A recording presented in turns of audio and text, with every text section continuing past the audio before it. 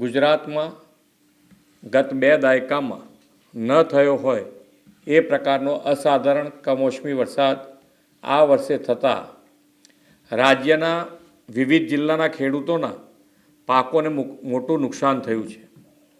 આ સંદર્ભે મેં તથા મારા સાથી મંત્રીઓએ જુદા જુદા જિલ્લાઓમાં જઈને અસરગ્રસ્ત ખેડૂતોની સાથે પ્રત્યક્ષ વાતચીત કરીને તેમની સ્થિતિ જાણી હતી। કુદરતી આપત્તિની આ ઘડીમાં ધરતીપુત્રોની વ્યથાને સમજીને રાજ્ય સરકાર પૂરી સંવેદનાથી તેમની પડખે ઊભી છે।